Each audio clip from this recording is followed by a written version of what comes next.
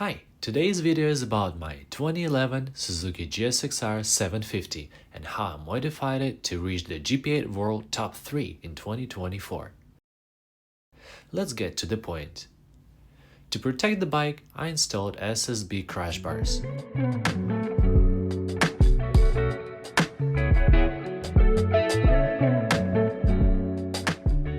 Compact and lightweight, without sliders, the left side engine case, rear wheel axle, and swing arm can come into contact with the ground and need additional protection, so I had thick sliders made. I also flipped the rear wheel axle so that the nut faces the right side, where the exhaust takes all the damage. The muffler itself is shielded by a handmade slider. The rear sets were cut and raised by swapping the original risers left to right and flipping them upside down. I also trimmed the brake pedal and raised the shifter. These adjustments help keep the parts off the ground during drops and also protect your boots from scraping the pavement when braking or leaning hard. After 2 years of intense practice and over 100 drops, the bike was still in the same great shape. Handlebar setup involved drilling holes in the upper triple tree, trimming the ignition lock mount, relocating the ignition lock, routing a new brake line, rerouting wiring,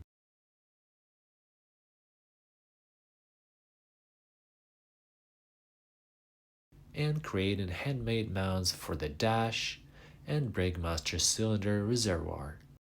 One throttle cable is removed. The seat foam is trimmed to improve body positioning. To reduce some weight and to simplify the build, I removed the fairings. Cheap headlight and turning signals keep the bike street legal. My full-size mirrors are easily removable with a hex key. The steering damper is removed and its connector is capped with a damper healer to avoid triggering the ECU errors. After removing steering stoppers to increase turning angle, the next step is to modify radiator mounts by trimming the upper mounts and replacing the lower mount with a handmade one to lower the radiator. This way, only the frame limits steering, achieving maximum turning angle. Slamming forks to the frame is not ideal, but it didn't cause any damage. The idle screw is replaced with a longer one for easier access. My first 25 in GP8 were achieved with stock suspension, but then I replaced both front and rear springs with softer ones. I also used 2.5 oil in the forks and slightly lowered the oil level. The bike's height is stock both front and rear. Here are the settings I've used. As for the tires, I don't use heaters, and my usual choice is Pirelli Supercorsa SC3 or SC2. I'm running the 160/60 rear to reduce weight and increase maneuverability at the cost of grip. Both rims are stock.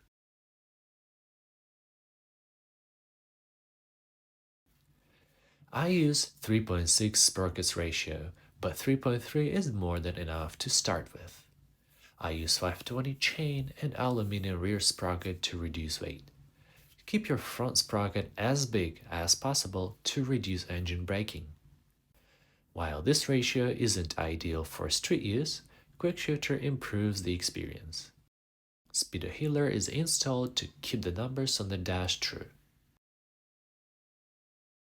To reduce weight, one front brake disc and caliper are removed. The battery is replaced with a lithium one. And that's all the modifications I had installed on the bike at the moment of reaching 25.2 seconds in GP8. No other changes have been made.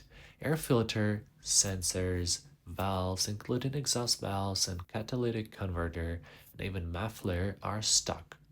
Brake pads and master cylinder were stock as well, but it's a good idea to replace the OEM front master cylinder with a 14 or 15mm one to get softer response on the lever.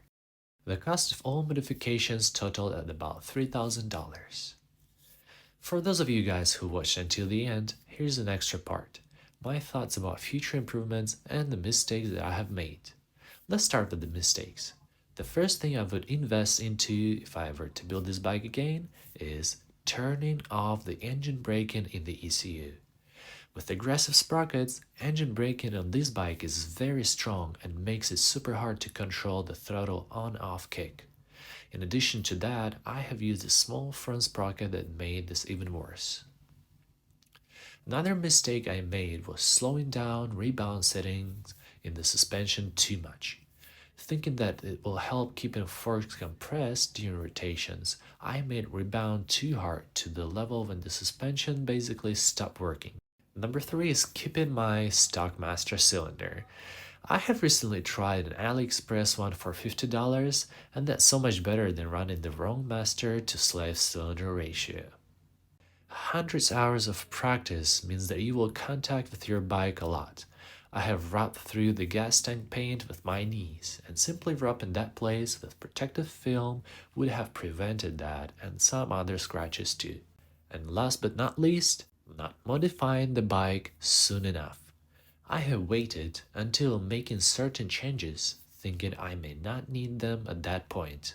The truth is that some modifications just should be done if you're dedicating your bike and yourself to MotoGymkhana. For this bike, it was all the things from the above that I should have done right away.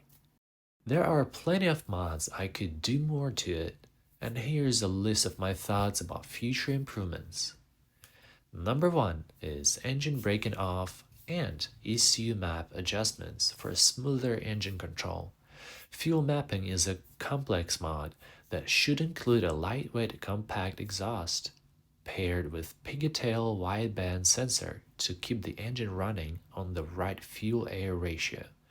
I would make sure to get a properly made DB killer to create enough back pressure. That is in order to keep low RPM torque, as usual revs in Gymkhana are between 1 and 3000 RPM, sometimes up to 5000 RPM and almost never above it. With random changes to the exhaust system made, the bike feels like 600 at low RPM. This is the reason why I used the stock exhaust this whole time. Electronically adjusted idle for stability, and aftermarket titanium parts. Lighter wheels have street legal stuff removed, including switches, wires, and bulbs to decrease weight. Better suspension, slight lowering, upgraded brakes. Maybe racing chain with no seals, may add a couple of horsepower but also adds lots of maintenance. And the most radical change would be removing the unused gears from the motor. Generally speaking, I really recommend GSX-R750 for anyone who wants to be competitive or have tons of fun in Gymkhana. There is a lot of stock and aftermarket parts available for this model. It is easy to work on and it's also pretty reliable.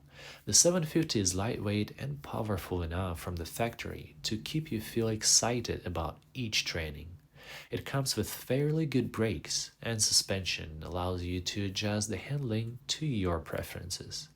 Telling from my personal experience, Suzuki GSX-R 750 is capable of beating any world records. Your skill is the only limit. My limit? Mostly the budget. If you like what I do and want to support my riding journey, check out the link below. Thanks for watching.